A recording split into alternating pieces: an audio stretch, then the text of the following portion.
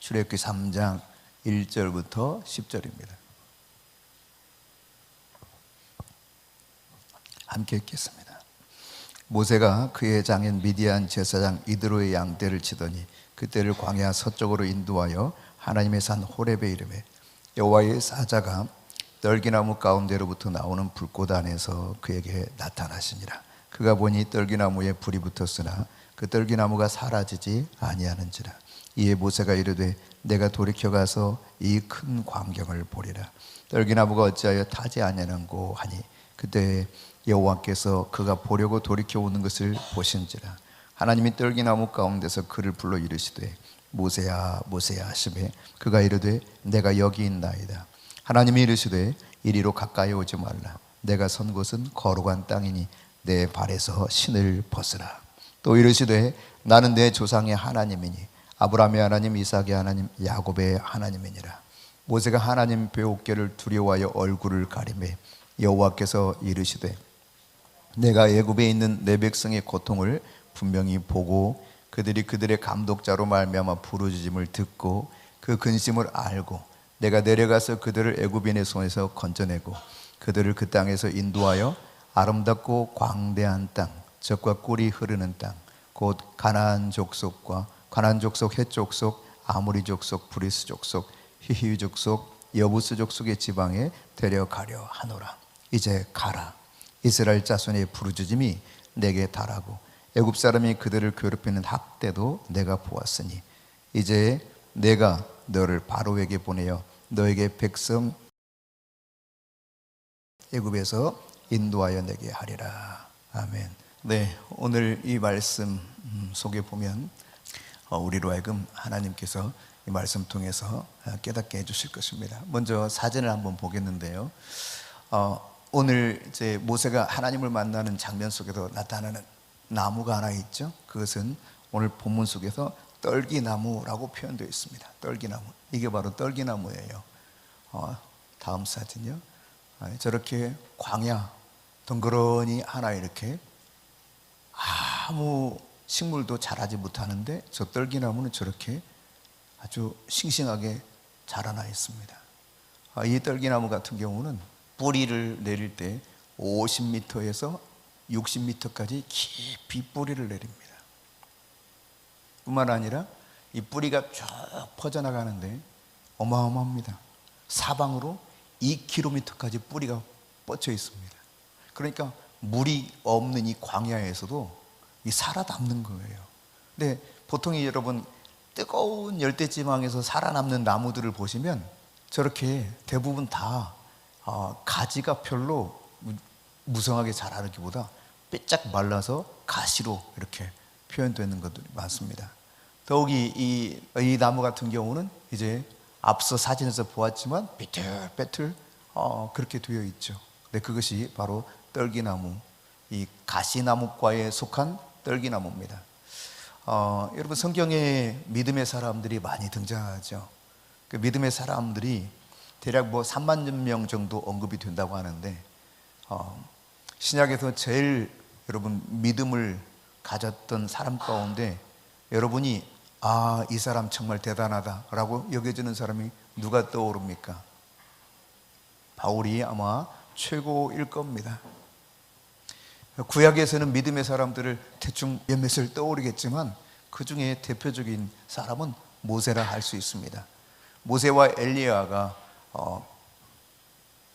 변화산에서 예수를 만나는 장면이 나타나고 있는 것을 보면 모세가 얼마나 위대한 믿음의 사람이었고 또 이스라엘 백성들에게 얼마나 지대한 영향을 끼쳤는가 알 수 있게 되는데 여러분 모세나 혹은 신약 속에 나타나는 바울이나 그들은 소위 아픔이 많았습니다. 성경에 보면 바울이 자기 몸에 있는 가시 때문에 하나님 앞에 간절히 3번이나 기도했다는 표현도 나타나 있죠.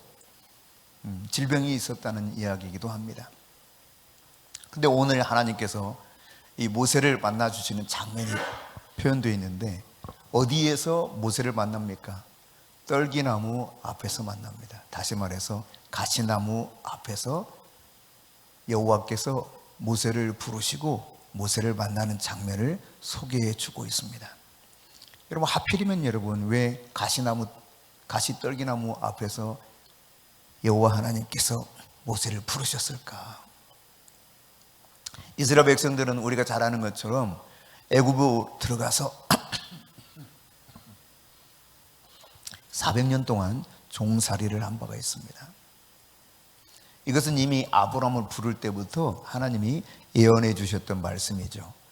너의 후손들이 이방의 객이 되어서 400년을 살다가 다시 이 땅으로 돌아올 것이다, 이렇게 말씀하신 바가 있습니다. 실제로 그렇게 400년이 지났고 그 무렵 누가 나타나느냐? 하나님께서 보내시는 사람이 바로 모세였습니다. 모세가 이 무렵 이제 태어나게 되었고 40년간 궁중에서 자라지만, 그러나 그는 사실상 이 궁중에서 자기 가족들하고 마음대로 살 수 있는 그런 환경이 아니었습니다. 가족들과 완전히 분리된 그런 가운데 살아가죠.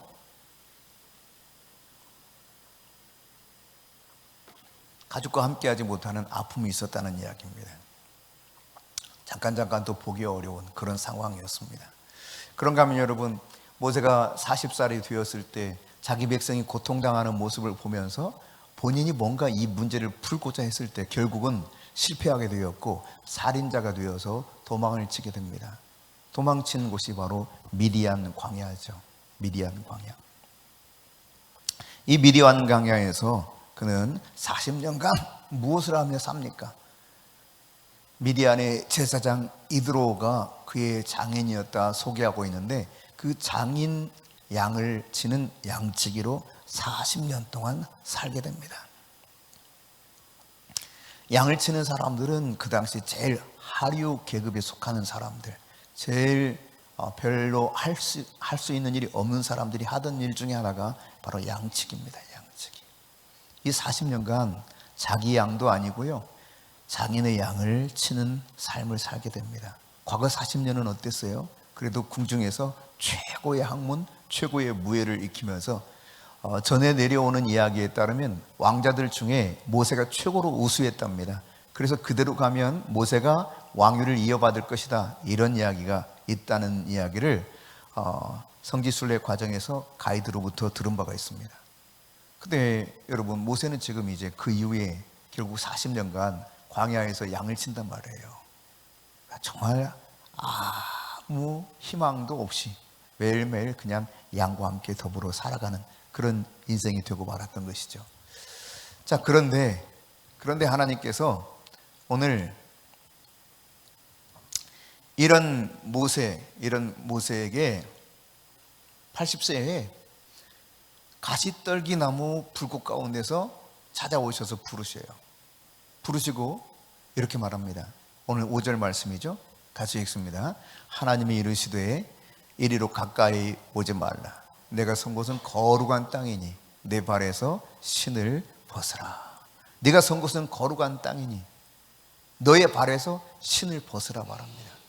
여러분, 신을 신는다고 하는 것은 내가 주인된 그런 자격이 있는 사람입니다. 종은 신을 신을 수 없습니다. 신발을 벗고 맨발로 사는 것이 종입니다. 즉, 내 뜻과 내 의지와 나의 감정은 별로 중요하지 않습니다. 주인이 원하는 것이 중요한 것입니다. 내 발에서 신을 벗어라.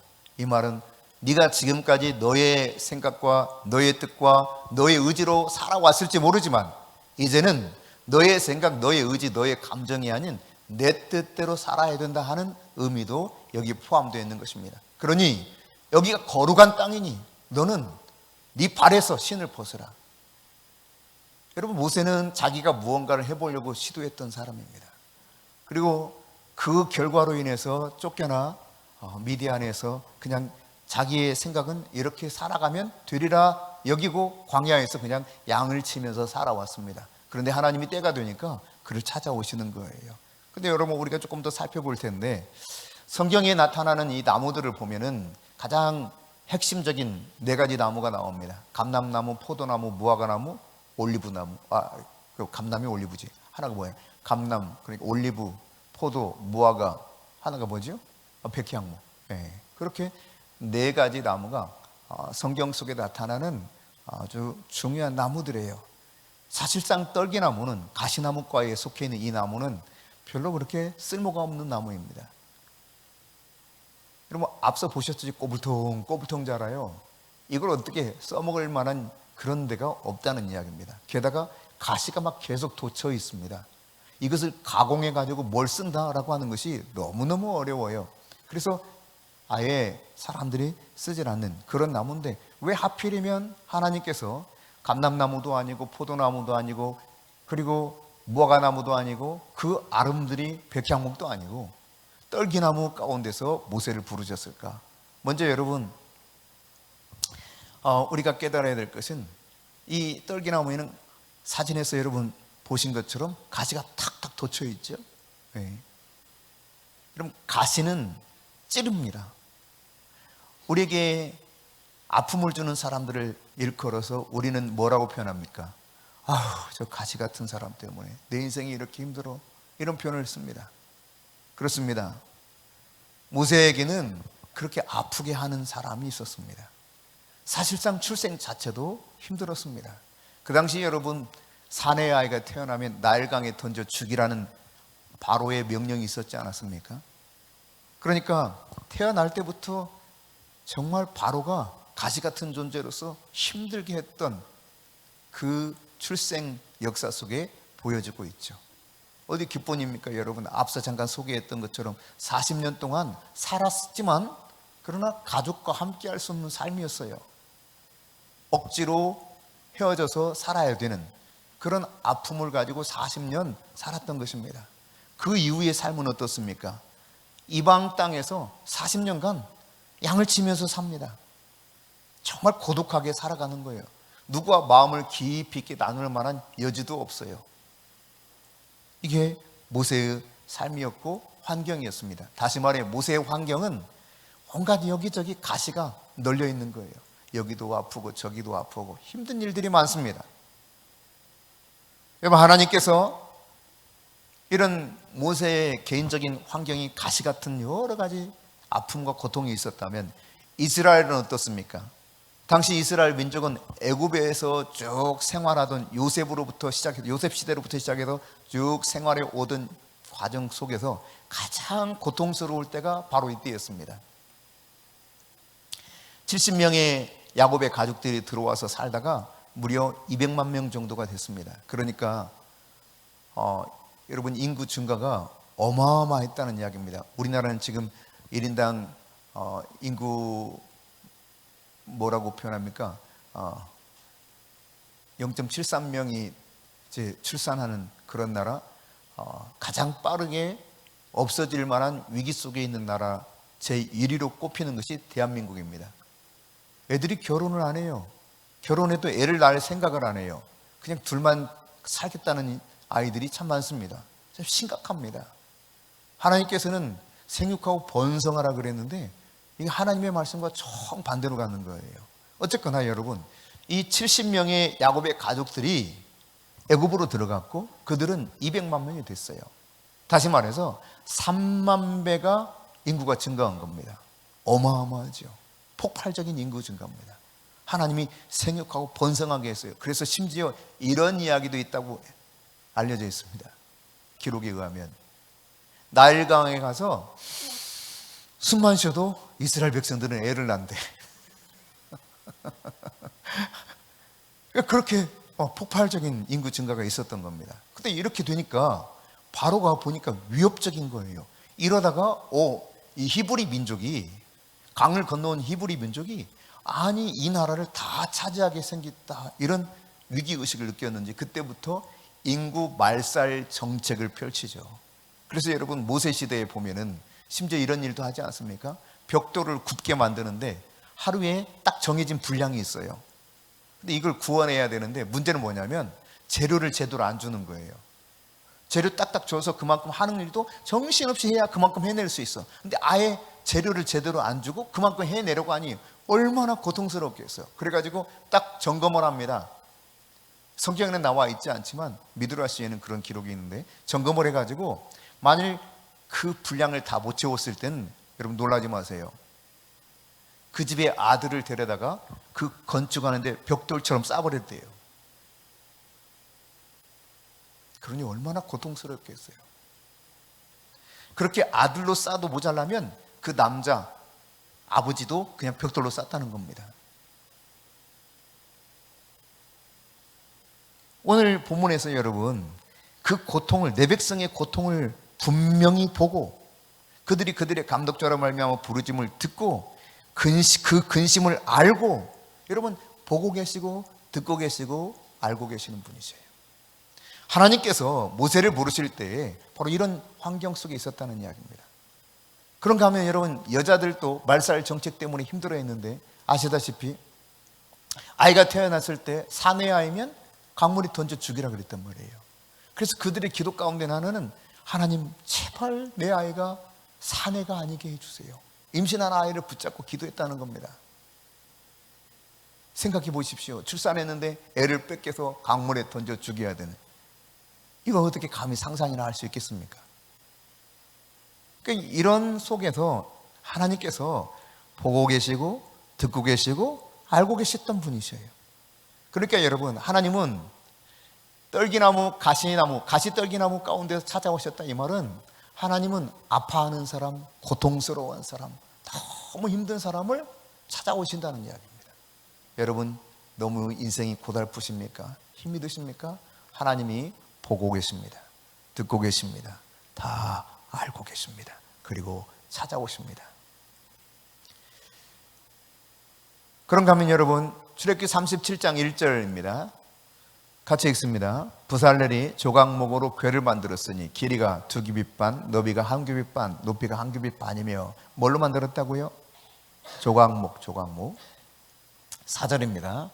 조각목으로 채를 만들어 금으로 쌓고, 그 다음 10절 시작. 그가 또 조각목으로 상을 만들었고, 그 다음 15절 또 조각목으로 상멜 채를 만들어 금으로 쌓고, 그 다음 25절 그가 또 조각목으로 분향할 제단을 만들었고, 그 다음 28절 조각목으로 그 채를 만들어 금으로 쌓고, 그 다음 38장 1절 또 그가 조각목으로 번제단을 만들었고. 자, 이처럼 여러분, 최초로 하나님의 집이라고 말하는 성막을 건축할 때 하나님께서는 그 자재를 뭘로 선택했다는 거예요? 조각목. 이 조각목이라고 하는 것은 아까 여러분이 사진에서 봤던 떨기나무입니다. 가시나무. 이거를 시띠나무라고도 말합니다. 오늘날은 이것을 우리나라식으로 표현하면 아카시아과에 속한다고 해서 아카시아 나무 이렇게도 표현하는데, 어쨌든 시띠나무, 조각목이에요. 성경에서는 조각목으로 되어 있죠. 혹은 시띠나무. 보셨던 것처럼 이것은 별로 쓸모가 없는데요. 근데 참 이 나무에 얽힌 사연은 가시가 삐죽삐죽 돋아나지 않았습니까, 여러분? 그래서 이 조각목은 아주 성결한 나무로 일컬어졌습니다. 왜냐하면 우상을 만들 때 이 나무로 쓸모가 없는 거예요. 우상을 번듯하게 만들어야 되는데 비틀빼틀 되어 있는 데가 그냥 삐죽삐죽 가시가 나와 있어서 써먹을 데가 없어요. 이걸 가지고 우상을 만들 수가 없어. 또 우상에게 드리는 무언가, 거기 아까 우리가 뭐 이거저거 쭉쭉쭉 살펴봤던 것처럼 우상만 아니라 우상의 제단에 뭔가 필요한 것들을 만들려고 해도 이거 써먹을 수가 없는 거예요. 다른 좋은 나무들은 잘 깎아가지고 뭐 금칠을 했어든 어떻게 해서든 우상을 만들어 놓고 섬기는 그런 나무가 되는데, 이 조각목, 즉 가시나무, 이 떨기나무만큼은 손을 못 대는 겁니다.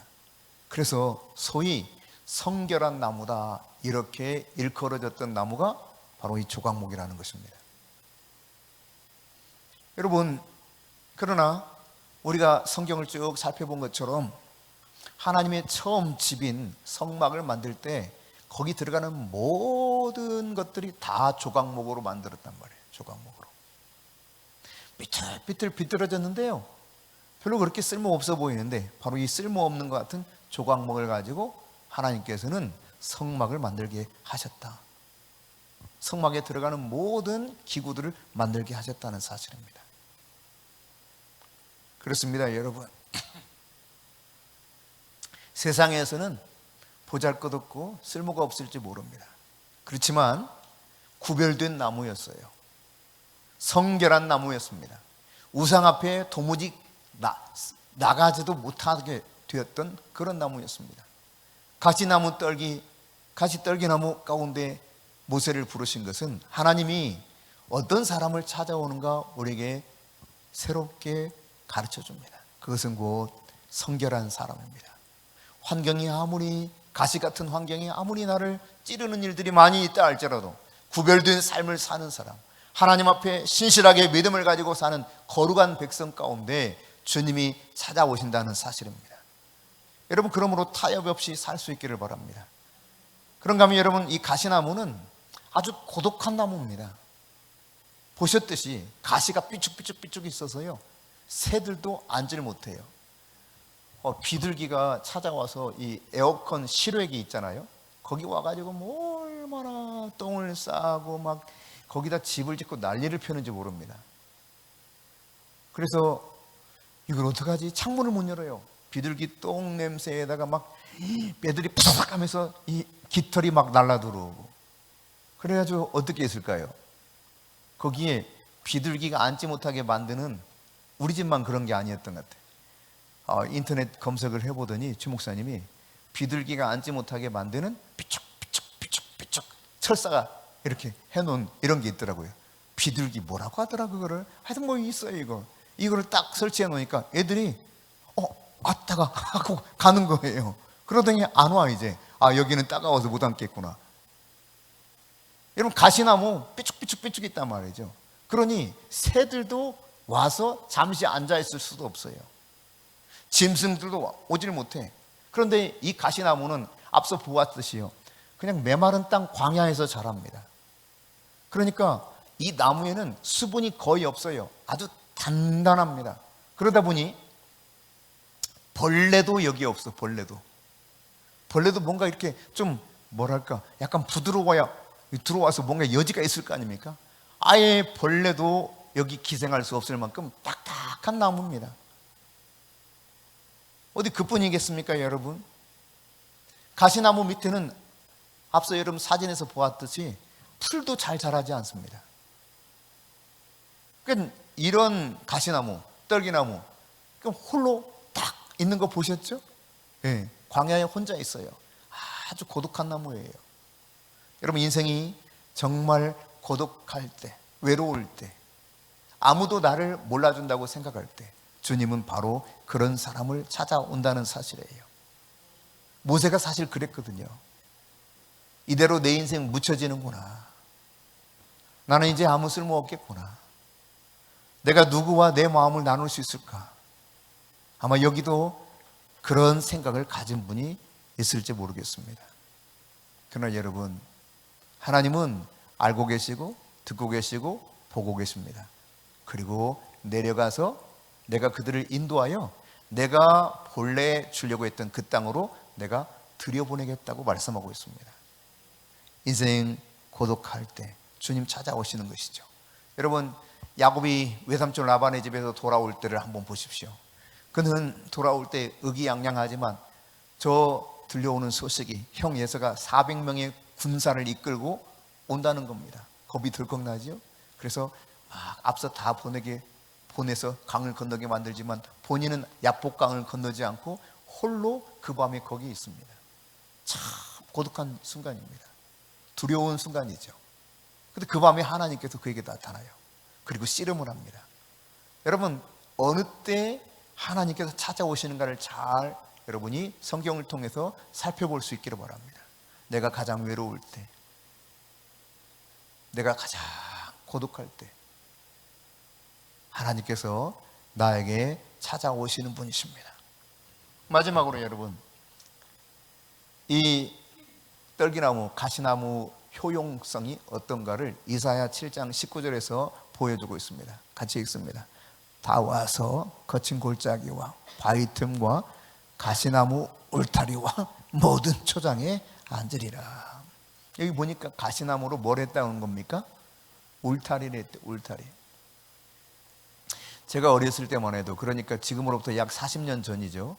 뭐 40년에서 35년 전, 이때까지만 하더라도 시골에서는 담장을 뭘로 하셨는지, 주로 뭘로 하셨는지 아마 시골마다 약간 다르겠지만 저희 마을에서는 거의 대부분 가시나무로 했습니다. 가시나무. 탱자 있죠, 탱자.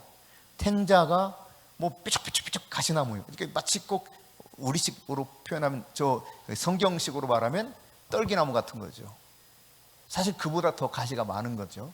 이 탱자나무는 온통 가시야, 온통 가시. 삐뚤삐뚤삐뚤삐뚤해. 아주 단단해, 이놈도. 얼마나 단단한지 몰라요. 옛날에 윷을 많이 이렇게 잘라가지고 윷놀이 할 때 윷 만들기도 하고 그랬는데, 어쨌거나 여러분, 과거에 주로 울타리를 할 때 이런 탱자나무, 가시가 삐죽삐죽 있는 이걸로 만든 바가 있습니다. 왜 그러냐? 도둑이 함부로 침범하기가 어렵습니다. 짐승들도 들어오기가 참 쉽지 않습니다. 뭐 여타의 이런 이유들로 그렇게 했는데, 이스라엘에서는 기후 자체가 지중해성 기후이기 때문에 바람이 좀 필요합니다. 바람이 들어와야 좀 시원하고, 그래서 벽돌이나 돌로 담을 쌓아버리면 더워서 살기 힘들어요. 그래서 그 당시 뭐 무슨 에어컨이 있습니까? 뭐가 있습니까? 바람이 좀 들어와야 돼요. 그래서 벽돌로도 돌멩이로도 담을 쌓지 못하고 주로 이 가시나무로 담장을 둘렀어요. 근데 여러분, 울타리가 된다고 하는 것은 보호하는 측면을 이야기하는 것이죠. 하나님께서 보호가 필요한 사람, 하나님이 울타리가 되어주셔야만 될 사람, 바로 그 사람에게 하나님이 찾아오신다는 사실을 우리가 깨달아야 됩니다. 오늘 나 홀로 살기 어렵습니까? 내 힘으로 내가 내 앞에 있는 문제들을 헤쳐나가기가 어렵습니까? 하나님은 이 가시떨기 나무, 바로 그 앞에서 주님이 만나 주셨습니다. 주님이 울타리가 되어주시겠다는 것입니다. 여러분, 너 스스로 이제 더 이상 너를 보호하려고 하지 않아도 된다는 거예요. 내가 너의 울타리가 되어주마. 내가 이스라엘 백성들의 울부짖는 저 소리를 듣고 내가 이스라엘 백성들의 울타리가 되어주마. 이제 가라, 이렇게 말씀하고 있는 것입니다. 하나님께서 보호해 주실 것을 약속하시면서 염려하지 말라고 표현하고 있습니다. 여러분, 지금은 저들이 종살이 하고 있습니다. 인구 말삭 전적 때문에 너무 힘든 가운데 있습니다. 그러나 하나님께서 울타리가 되어주시고 보호자가 되어주셨을 때 이후에 나타난 일들을 보십시오. 이스라엘 백성들은 하나님이 철저히 보호하시고 고센 땅을 축복하셨습니다. 반면에 여러분, 애굽의 전역은 엄청난 재앙으로 수많은 아픔과 고통과 생명을 잃는 일들이 비일비재하게 일어나는 일들을 10가지 재앙 가운데서 우리는 찾아볼 수 있는 것입니다. 여러분, 하나님이 우리의 울타리가 되어주시고 보호자가 되어주시면 어느 누구도 우리를 건드릴 수 없다는 사실입니다. 오늘 하필이면 왜 하나님께서 가시나무, 떨기나무, 가시떨기나무 가운데서 모세에게 찾아오셨는가? 이 부분들을 함께 살펴보며 주님의 의도를 생각해 봤습니다. 오늘 바로 이처럼 내가 인생 가운데 아프고 고통스러울 때 나를 찾아오시는 주님이 계시다는 사실을 기억하십시오. 가장 인생이 고달플 때 하나님께서는 하나님이 직접 이 땅에 찾아오셨어요. 바로 그것이 임마누엘 아닙니까? 임마누엘, 하나님이 우리와 함께 계시다. 예수 그리스도가 2000년 전 이 땅에 직접 찾아오신 것입니다. 고통스러워하는 죄와 저주와 사망의 그늘에 갇혀서 너무도 고통스러운 그들 가운데 직접 찾아오신 것입니다. 너무 힘든 그들을 찾아오셔서 저들 가운데 함께 하는데, 하나님은 아무나 누구에게나 구원의 문은 열려있지만 아무나 천국에 들어갈 수 있는 것은 아니었습니다. 구별된 백성이죠. 성결한 사람들, 믿음으로 사는 사람들을 주님이 선택하여 하늘 백성 삼으십니다. 하나님께서는 고독하고 외로울 때 찾아오셔서 우리의 친구가 되어주십니다. 모세의 친구가 되어주시고 모세를 페이스 투 페이스, 얼굴과 얼굴을 맞대고 직접 만나는 이 감격스러운 은혜를 모세에게 베풀어 주셨습니다. 오늘 진정 아무도 내게 없어서 나를 도울 자, 보호자가 없다고 여겨집니까? 하나님이 여러분의 울타리가 되어주십니다. 하나님이 보호하실 것입니다. 하나님이 책임지실 것입니다. 내가 그 땅으로 인도하여 데려가겠다, 주님 말씀하십니다. 마지막 우리에게 약속된 저 천성, 거기에 가는 그 순간까지 하나님 우리와 함께 하실 것입니다.